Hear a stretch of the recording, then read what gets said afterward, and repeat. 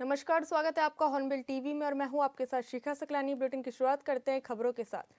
मसूरी में इन दिनों राजनीतिक बयानबाजी से भी माहौल तब गया है। मसूरी के विकास और अव्यवस्थाओं को लेकर कांग्रेस और बीजेपी आमने सामने आ गए हैं। दोनों दलों के नेता एक दूसरे पर आरोपों की बौछार करने में जुटे हैं। कांग्रेस नेता मनमोहन सिंह मल और सोनिया आनंद रावत ने मसूरी की अवस्थाओं को लेकर सरकार को कटघरे में खड़ा कर दिया। नेताओं का आरोप है कि मसूरी में विकास की बड़ी बड़ी घोषणाएं सिर्फ कागजों में ही सिमट कर रह गई है। कैबिनेट मंत्री और मसूरी विधायक गणेश जोशी ने हजारों करोड़ के विकास का दावा किया, लेकिन जमीनी स्तर पर कुछ दिखाई नहीं दिया। वहीं कांग्रेस के बयानों का बीजेपी के युवा नेता आर्यन देव उनियाल ने पलटवार किया। उन्होंने कहा कि मसूरी को व्यवस्थित करने के लिए योजनाबद्ध तरीके से काम किया जा रहा है। पटरी व्यापारियों को हटाने से पहले उन्हें सही व्यवस्था और पुनर्वास दिया जाएगा। आज स्थिति है कि जब से लगे 2 साल से पूरे शहर की स्थिति बड़ी खराब हो गई। फिर ये रख रखाव के लिए पालिका ने पीडब्ल्यू को दे रखी है।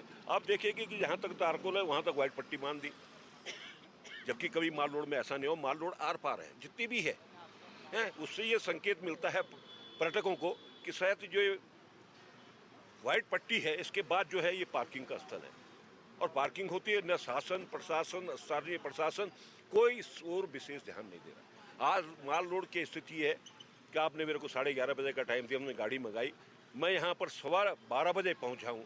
क्या स्थिति शहर की है, ट्रैफिक जाम है, लंडौर पूरा जाम है। आदमी कैसे चलेगा, कैसे इस शहर का उत्थान कैसे होगा। बना है मसूरी से नीचे, वहाँ पर जाम इतना बुरा है कि मैं सोचती हूँ कि जब अभी सीजन शुरू होगा, सीजन तो वैसे हमेशा ही रहता है, लेकिन जब सीजन शुरू होगा तब वहाँ पे क्या हाल होगा।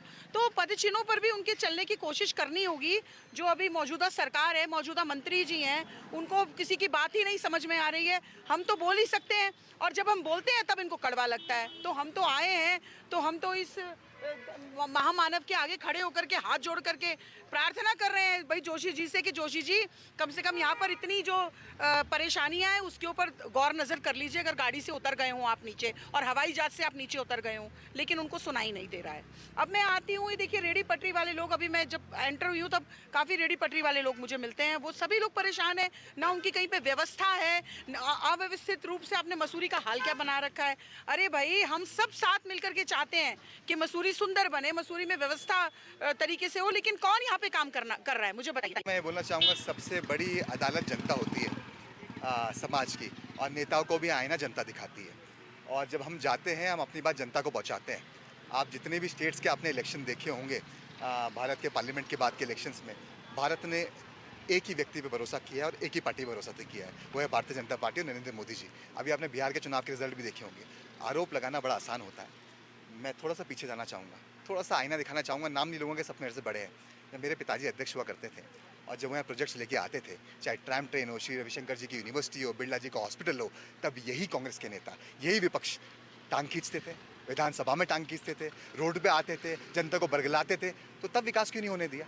और आज जब हमारी मीरा सकलानी जो यहाँ की अध्यक्ष है, 1 साल चुनाव उनको हुआ है, आपने तो 15-15 साल राज किया, आपने तो 10-10 साल राज किया, तो इतने विचलित क्यों हैं, इतना डर क्यों है कि काम कर जाएगी, ये डर है कि काम करने से रोकना है, ये डर है।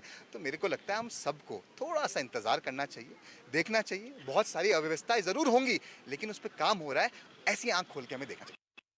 बीजेपी के प्रदेश प्रवक्ता मथुरदत्त जोशी ने हरक सिंह रावत के हालिया बयानों पर पलटवार करते हुए कहा कि हमारी राय यही है कि हरक सिंह थोड़ा शांत होकर सोच समझकर बयान दे। हरक सिंह रावत खुद बड़े नेता रहे, इस तरह की टिप्पणियां उनकी गरिमा और राजनीतिक वजन को कम करने का काम कर रही है।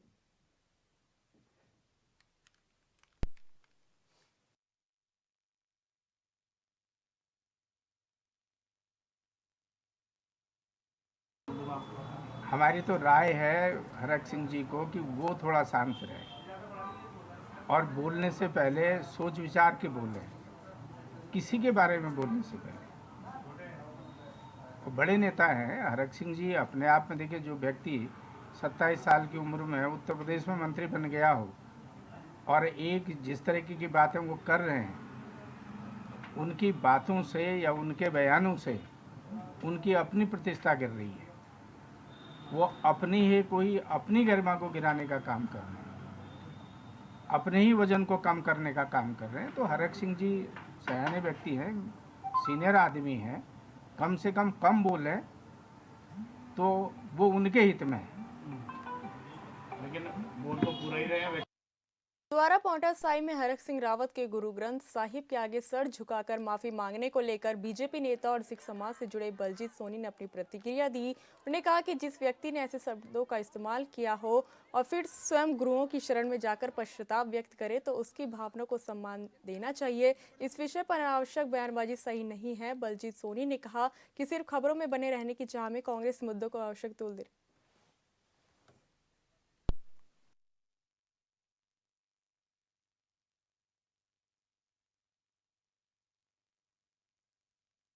देखिए, मुझे ये लगता है कि जिस व्यक्ति ने इस प्रकार के बोल का प्रयोग करा और वो सिख गुरुओं की शरण में हमारे बहुत ही प्रसिद्ध गुरुद्वारा साहिब पांवटा साहिब में श्री गुरु ग्रंथ साहिब के आगे शीश निभाने के लिए पहुँचे।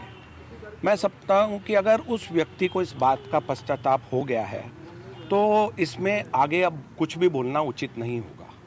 दूसरी तरफ मैं कांग्रेस के नेताओं से ये भी कहना चाहता हूँ कि आप इस पर क्यों राजनीति करने का श्रेय ले रहे हैं। जिस व्यक्ति ने अगर गलती करी है और उस व्यक्ति ने जाकर के माफ़ी मांग ली या उस व्यक्ति को अपनी गलती का एहसास हुआ या उसे पश्चाताप है तो बाकी सारे कांग्रेस के नेता इस बात का श्रेय लेने का प्रयास क्यों कर रहे हैं। कोई कह रहा है मैं जूते साफ करने जाऊंगा, कोई कह रहा है मैं लंगर की सेवा करूंगा।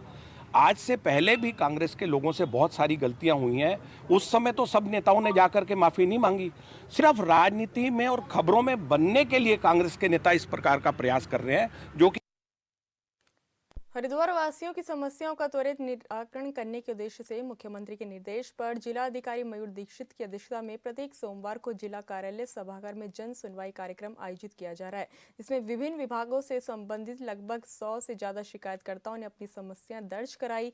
ऐसे में समस्याओं का मौके पर निस्तारण किया गया और शेष समस्याओं के लिए संबंधित विभागों को तत्काल कार्रवाई के लिए प्रेषित किया गया।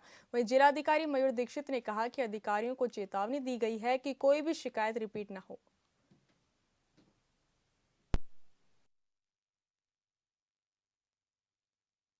100 से अधिक शिकायतें ऑलरेडी आ चुकी हैं और अभी भी शिकायतकर्ता हैं आ रहे हैं यहाँ पर शिकायत दर्ज कराने के लिए। विभिन्न विभागों की शिकायतें हैं, कुछ शिकायतें रिपीटेड भी हमने पाई हैं जिसमें अधिकारियों को चेतावनी दी गई है कि कोई भी शिकायत रिपीट ना हो। कई शिकायतकर्ताओं के द्वारा कुछ इस तरह की शिकायतें भी दी गई हैं जिसमें कि कोई मांग हो, जिसमें कोई फंड्स की आदि की रिक्वायरमेंट होती है तो उसमें आगे देहरादून के स्कूलों में श्रीमद् भागवत गीता पढ़ाए जाने को लेकर बीजेपी प्रवक्ता हनी पाठक ने कहा कि श्रीमद् भागवत गीता सिर्फ एक धार्मिक ग्रंथ नहीं बल्कि जीवन को नई दिशा देने वाला पवित्र मार्गदर्शक ग्रंथ है जिसकी सौगंध कोर्ट में भी ली जाती है। उन्होंने कहा कि सनातन धर्म में इसे अत्यंत पवित्र माना गया है और अगर बच्चे इसकी शिक्षाओं से जुड़ते हैं तो उसमें संस्कार, अनुशासन और जीवन मूल्यों की समझ और भी मजबूती होगी। उन्होंने कहा कि उत्तराखंड सरकार की इस पहल को पूरे राज्य में लागू करने की तैयारियां की जा रही है।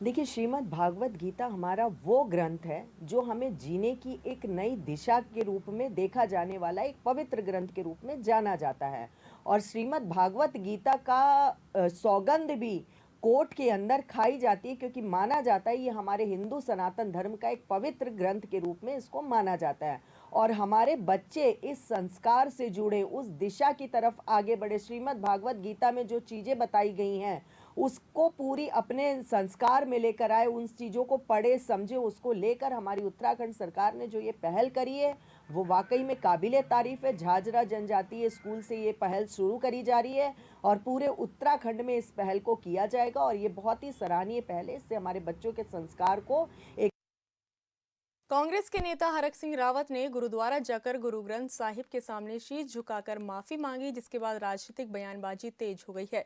इसको लेकर बीजेपी के प्रदेश प्रवक्ता हनी पाठक ने कड़ा बयान देते हुए कहा कि हरक सिंह रावत का पूरा व्यवहार उन्हें नौटंकी लगा क्योंकि जिस अंदाज में उन्होंने माफी मांगी उसमें वो गंभीरता नजर नहीं आई। ऐसे में इस घटना पर पार्टी की मानसिकता और सिख समाज के प्रति उनकी वास्तविक भावना साफ झलकती है।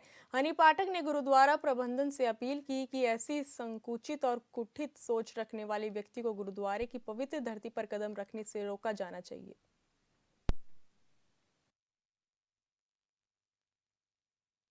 फुल टू नौटंकी के रूप में हम इसे देखते हैं क्योंकि जिस अंदाज में हरक रावत ने सिंह, मैं उसमें नहीं लगाऊंगी क्योंकि सिंह दा पुत्र कुछ और ही होता है, उनके बयान ही कुछ और होते हैं और शेरों वाली बातें करता है, लेकिन जो पार्टी 1984 में भी सिख दंगे का कलंक लेकर अपने साथ चल रही है।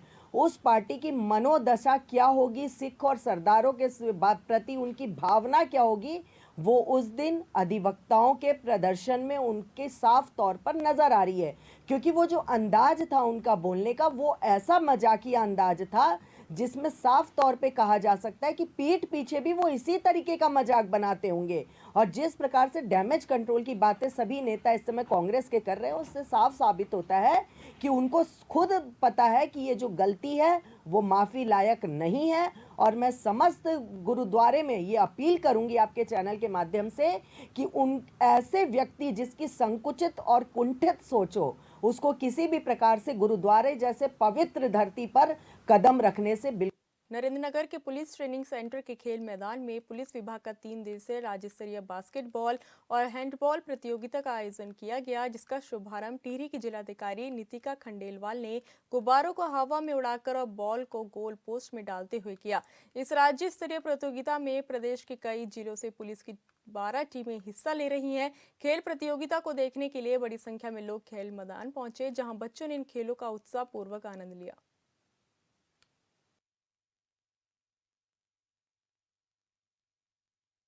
यहाँ पे हमारा डिस्ट्रिक्ट टीडी गढ़वाल में police training college of PTC है, वहाँ पे द्वितीय चरण है हैंडबॉल एवं बास्केटबॉल प्रतियोगिता की। और मुझे बताते हुए बहुत खुशी हो रही है कि यहाँ पे टोटल हमारी 12 टीम्स हैं, जिसमें कि हमारी 6 जनपद की टीमें हैं और हमारी 4 वाहिनी है, 5 वाहिनी है और 1 हमारी पीटीसी की टीम है। सबसे इम्पॉर्टेंट क्या होता है स्पोर्ट्स में, जब हम ये देखेंगे कि जितने भी हमारी ये जो टीम्स है, हमारा जितना आउटडोर एक्सपोजर होता है वही हमें एक्सीलेंस की तरफ लेके जाता है। और जब हम ये सारी जितने भी स्पोर्टिंग इवेंट करते हैं वो हमें रेजिलियंस, मेंटल वेलबींग और साथ ही साथ जो हम कहते हैं एस्पिरिट द कोर, जो टीम वर्क होती है, उसकी स्पिरिट हमारे अंदर इनकलकेट करता है। और मुझे लगता है कि आज जो ये बहुत बढ़िया भव्य इवेंट जो पीटीसी ने आज होस्ट किया है, इसको आगे लेते हुए हम इसके और चरण बनाएं। ये कैलेंडर इवेंट ही है और आगे बनता ही रहे। और साथ ही साथ जनपद टिहरी गढ़वाल के सभी यूथ को हम लोग स्पोर्ट्स में एंगेजमेंट करने के लिए इससे एक अपील भी करना चाहते हैं, ताकि हमारा जो यूथ है वो ज़्यादा की ज़्यादा ऐसी एक्टिविटीज़ में इन्वॉल्व हो। और जो हमारा एक माननीय मुख्यमंत्री जी का नशा मुक्त अभियान को लेकर विशेष जोर है, तो उसके भी तरफ हम लोग अग्रसर हो सके। तो मुझे लगता है ये बहुत ही अच्छा इवेंट है और मैं यहाँ पे आईजी सर को धन्यवाद देना चाहूँगी कि उन्होंने एक बहुत अच्छा एक आयोजन करवाया है और हम लोग को यहाँ पे बुलाया है। तो that is very very nice. I still मैं उनका बहुत बड़ा आभार व्यक्त करना चाहूँगी। बास्केटबॉल और हैंडबॉल दोनों ही प्रादेशिक स्तरीय प्रतियोगिताएं अरेंज की है, जो आज इनॉग्रेशन हुआ है उसका। ये 7 तारीख, 8 तारीख और 9 तारीख 3 दिन चलेंगे। 9 तारीख को इसका समापन भी होगा। और माननीय जिलाधिकारी महोदया आज यहाँ आई है, जो हमारी विशिष्ट अतिथि है। और अभी यहाँ लगभग 12 इकाइयों ने, पुलिस की इकाइयों ने इसमें सहभाग दिया है। मेरा सभी जितने भी प्लेयर्स हैं उनके लिए एक ही संदेश यही है कि अपने जीवन में इसको कहीं भी हो 1 घंटा अपने शरीर के लिए अवश्य निकालें। इतना व्यस्त जीवन चल रहा है हमारा पुलिस डिपार्टमेंट का, तो मेरा कहना यही है कि वो अपने जीवन के लिए 1 घंटा अपना शरीर के लिए अवश्य निकालें, ताकि अपने कार्य को आगे बढ़ा सकें, अपने जीवन को आगे बढ़ा सकते हैं। और जितने भी नए बच्चे हमारे, जितने भी बिगनर्स हैं और जो हमारे खेलने में रुचि रखते हैं, मेरा उनसे अनुरोध यही है कि कृपया कर खेल को अपने जीवन में आत्मसात करें और उसे आगे बढ़ाने के लिए जितना हो सकता है प्रयास करते रहें। खेल हमारे जीवन का अभिन्न अंग इसलिए है क्योंकि इसमें एक तो हमें डिसिप्लिन मिलता है, खेल भावना मिलती है और एकजुटता और समान भाव आता है। तो खेल से हमें काफ़ी कुछ चीज़ें सीखने को मिलती हैं। और जो अच्छा खिलाड़ी होता है, जैसे हमारे यहाँ नशे की काफ़ी दिक्कत है, समस्या है युवाओं में, तो अगर हम खेल के प्रति रुचि रहेंगे, ध्यान देंगे, तो जो हमारी नशे की समस्या है तो उस ओर भी हम अग्रसर होंगे, नशा मुक्ति की ओर। 15 बटालियन एनडीआरएफ परिसर गदरपुर में अंतर जोनल बैडमिंटन खेलों का शुभारंभ commandant 15 battalion NDRF Sudesh Kumar Daral ने किया। इस मौके पर बोलते हुए कमांडेंट सुदेश कुमार दराल ने कहा कि देश भर से 40 खिलाड़ी गदरपुर के मुख्यालय परिसर पहुंचे हैं और यहां पर खिलाड़ियों को सभी तरह की सुविधाएं दी जा रही है। वहीं कार्यक्रम में अरुणाचल प्रदेश से डिप्टी कमांडेंट मंगलम सिंह ने बताया कि 3 दिन तक खेल प्रतियोगिताएं चलेगी और मैं स्वयं भी प्रतिभाग खिलाड़ी के रूप में कर रहा हूँ।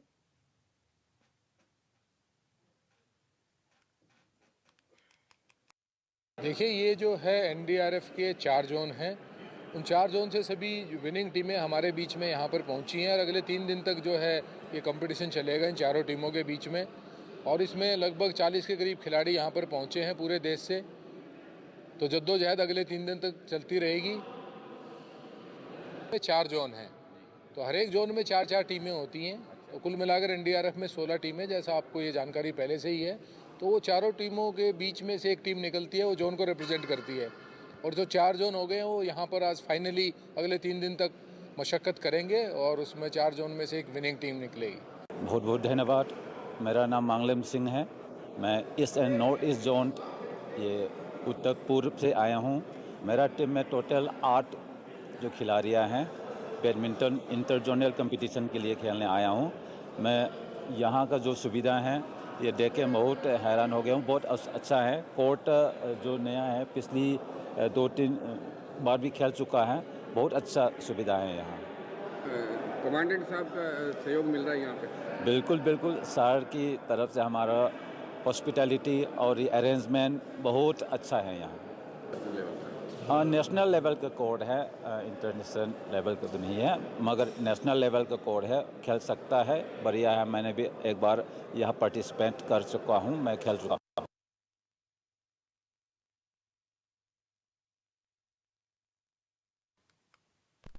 बाजपुर की सड़कों पर अतिक्रमण के खिलाफ पुलिस का अभियान जारी है। लगातार शहर में जाम से लोगों को परेशानी का सामना करना पड़ता है, जिसको लेकर पुलिस ने अतिक्रमण अभियान चलाया। लेकिन उत्तराखंड वाल्मीकि दलित समाज सुधार संगठन के अध्यक्ष अनिल वाल्मीकि ने फंड खोके स्वामियों को साथ लेकर एक ज्ञापन एसडीएम को सौंपा, जिसमें कहा गया कि अतिक्रमण हटाने का हम स्वागत करते हैं, लेकिन अतिक्रमण के नाम पर फंड खोके वालों का उत्पीड़न किया जा रहा है। फंड खोके हटाए जाए, लेकिन उसको स्थायी जगह दी जाए जिससे वो अपने परिवार का पालन पोषण कर सके। फंड खोके वालों का उत्पीड़न किसी भी हाल में बर्दाश्त नहीं किया जाएगा।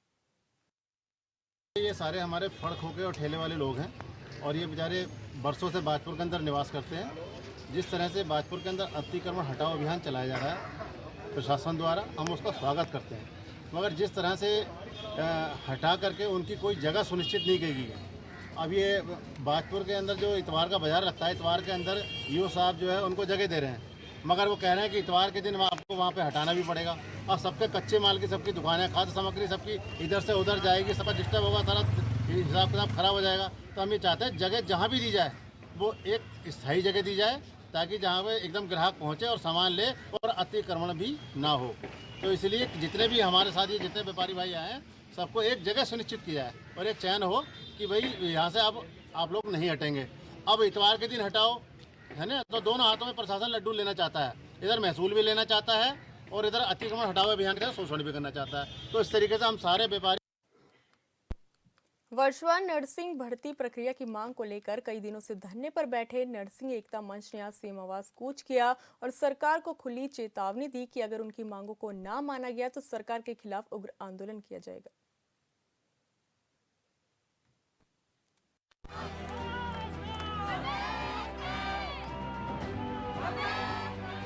वर्षवार नर्सिंग भर्ती की मांग को लेकर नर्सिंग बेरोजगार एकता ने सीएम आवास कूच किया। नर्सिंग भर्ती परीक्षा में अचानक से किए गए बदलावों का ही नतीजा है, जिसके खिलाफ नर्सिंग एकता मंच का आक्रोश अब उग्रता में तब्दील होता जा रहा है। अचानक हुए बदलावों के खिलाफ अपनी मांगों को लेकर नर्सिंग एकता मंच लगातार धरने पर बैठा है। रविवार को भी एकता विहार में धरना देकर नारेबाजी की गई, जिसके पहले शनिवार को उन्होंने मुख्यमंत्री पुष्कर सिंह धामी के नाम खून से पत्र लिखकर मांगे मानकर उचित निर्णय लेने की मांग की और मांगे न मानने पर सीएम आवास कूच की चेतावनी दी थी। देखिए, पहले भी ये विषय आया था और सरकार ने जो नर्सिंग किए हुए छात्र छात्राएं हैं उनकी बात को रखा और उसके बाद वर्षवार किया और बहुत सारे लोगों को उसमें वर्षवार के अंतर्गत जो है नौकरियां भी मिली हैं। वर्तमान में भी उन लोगों की मांग है और सरकार निश्चित तौर पर उस पर विचार करेगी और जो पहले हमने वर्षवार किया है और जो वर्तमान की स्थिति है इसकी समीक्षा करके तभी आगे बढ़ा जा सकता है, तभी कुछ किया जाएगा। नर्सिंग एकता मंच के अध्यक्ष नवल पुंडीर ने कहा है कि पूर्व में भर्तियां वरिष्ठता के आधार पर हुई है और इस बार सरकार ने नियुक्ति प्रक्रिया में बदलाव किया है। इससे नर्सिंग बेरोजगारों में रोष है। जिन अभ्यर्थियों की उम्र तय सीमा से अधिक हो चुकी है वह भर्ती परीक्षा में नहीं बैठ पाएंगे, जो कहीं से भी उचित नहीं है। इसके चलते वर्षवार भर्ती को लेकर सरकार के आगे अपनी मांगे रखी गई, लेकिन सरकार की ओर से इसे लेकर कोई गंभीरता नजर नहीं आई। कांग्रेस का क्या है, जहां 10-20 आदमी सड़क पर जाएंगे कांग्रेस वहां जाएगी। चुनावी वर्ष चल रहा है और कांग्रेस ने कभी भी नीतिगत निर्णयों को लेकर कोई भी प्रदर्शन नहीं किए हैं, ना ही उस पर वो आ गया है। उन्होंने भीड़ तंत्र के आधार पर जहाँ उनको भीड़ दिखाई पड़ती है वो उन्हीं की भाषा बोलना शुरू कर देते हैं, उनके बीच में चले जाते हैं। उनका सिर्फ और सिर्फ एक ही टारगेट है कि भाई हमको चुनाव में जाना है, इन के इन प्रकार कैसे हम माहौल बिगाड़ें और कैसे अपने पक्ष में लोगों को करें, प्रदेश कैसे आगे बढ़े, प्रदेश में नीतिगत निर्णय किस प्रकार से हों, कैसे नियम कानून के मातहत जो है प्रदेश की दिशा तय हो, इससे कांग्रेस का कोई लेना देना नहीं है। इसलिए कांग्रेस का ये आचरण है, तो कांग्रेस को बहुत सीरियस इस मामले में नहीं लेना चाहिए। हाँ, जो बच्चे हमारे सड़कों पर गए हैं और जो जिनकी मांग है उसको जरूर गंभीरता से लेने की आवश्यकता है, उस पर विचार किया जाएगा, बात की जाएगी। भर्ती रद्द, वर्तमान नर्सिंग भर्ती की विज्ञप्ति को तुरंत रद्द किया जाए और भर्ती पोर्टल बंद हो। वर्षवार भर्ती प्रक्रिया को पुराने तरीके से यानी हर साल के हिसाब से चलाया जाए। बड़े पैमाने पर विज्ञप्ति, स्वास्थ्य एवं चिकित्सा शिक्षा विभाग में IPHS मानकों के अनुसार 25,000 से ज्यादा पदों के लिए एक साथ विज्ञप्ति निकले। मूल निवासियों को प्राथमिकता, उत्तराखंड के मूल निवासियों को डोमिसाइल के आधार पर प्राथमिकता मिले और बाहरी राज्यों के अभ्यर्थियों को बाहर रखा जाए। आयु सीमा में छूट, आयु सीमा पार कर चुके योग्य उम्मीदवारों को विशेष छूट दी जाए। तो बहुत आराम से प्रदर्शन कर रहे हैं, बाकी अभी आप लोग देखिए, पुलिस प्रशासन देखेगी। और मेरा माननीय धन सिंह रावत जी की सरकार से बिल्कुल बहुत हाथ जोड़ के विनम्र निवेदन है कि हमारे बच्चे भी भूखों मर रहे हैं, हम लोगों को भी विज्ञप्ति आपने निकाली है, जब हमको भी नौकरी चाहिए। कि देख रहे हैं आप किस तरह से संविधान, आम नागरिकों के संविधान की हत्या है और सभी तरीके से हम अपनी मांगों को लेकर तमाम लोगों को यहाँ गाड़ियों में भर के फिर से एकता बिहार की तरफ। हमारा अभी पूरी लड़ाई अनिश्चित काल तक के लिए और हमें लड़ के रहेंगे और जीत के रहेंगे। हमारी मांगे पूरी नहीं हो पा रही है, हम कुछ बोलना चाह रहे हैं बट कुछ सुनने ही नहीं दे रहे हैं, हम यहाँ बैठ ही नहीं पा रहे हैं। देखो आप सब देख रहे हैं ना, तो हम मुख्यमंत्री से वो करते हैं, एक बार हमारी बातें रखने तो दो। करी जा रही है, गलत शब्दों का इस्तेमाल किया जा रहा है, मुझे पर्सनली इंडिकेट किया जा रहा है कि देख लूंगा तुझे। मेल पुलिस मुझे पर्सनली बोल रहा है कि मैं तुझे देख लूंगा। ये स्थिति आ गई है। रक्षा कहलाई जाने वाली पुलिस आज हमको इंडिकेट कर रहे हैं। भी कुछ भी नहीं करने दिया जा रहा है, हमारे साथ धक्का मुक्की हो रही है, हमको घसीट के इसमें बसों में भरा जा रहा है। आप देख सकते हैं कितनी बुरी तरीके से हमारे साथ व्यवहार हो रहा है। आगे महिला पुलिस कर्मियों को कर दिया गया है, जब धामी डरता है पुलिस को आगे करता है। वर्षवार नर्सिंग भर्ती की मांगों को लेकर नर्सिंग एकता मंच TL चौक पर CM आवास कूच के लिए एकत्रित हुए और फिर आक्रोशित नर्सिंग अभ्यर्थियों की भीड़ ने CM आवास कूच किया, जिसको रोकने के लिए पुलिस प्रशासन की टीमें तैनात रही। मौके की संवेदनशीलता को देखते हुए अभ्यर्थियों को पुलिस की गाड़ी में बैठाकर सीधे उनके धरना स्थल पर छोड़ दिया गया। उत्तराखंड में नर्सिंग अभ्यर्थी लगातार धरना प्रदर्शन कर रहे हैं, अपनी मांगों से सरकार को चेताने और जगाने का प्रयास कर रहे हैं, लेकिन ये सरकार जो है ना तो चेत रही है, ना नर्सिंग अभ्यर्थियों की मांगों पर कोई कार्रवाई कर रही है। नर्सिंग अभ्यर्थी चाहते हैं कि वर्षवार भर्ती हो, जिससे सभी लोगों को इसका लाभ मिले और ये नर्सिंग अभ्यर्थी लंबे समय से जो है प्रदेश की जनता को अपनी सेवाएं उपलब्ध करा रहे हैं। कोरोना के कठिन समय में भी इन्होंने जो है जनता की सेवा निस्वार्थ भाव से की है, उसके बाद भी सरकार इनके साथ सौतेला व्यवहार कर रही है, इनकी मांगों पर कोई आश्वासन नहीं दे रही है, उस पर कोई कार्रवाई नहीं कर रही है। मजबूरी में नर्सिंग अभ्यर्थियों को धरना प्रदर्शन और मुख्यमंत्री आवास घेराव करने के लिए मजबूर होना पड़ा है।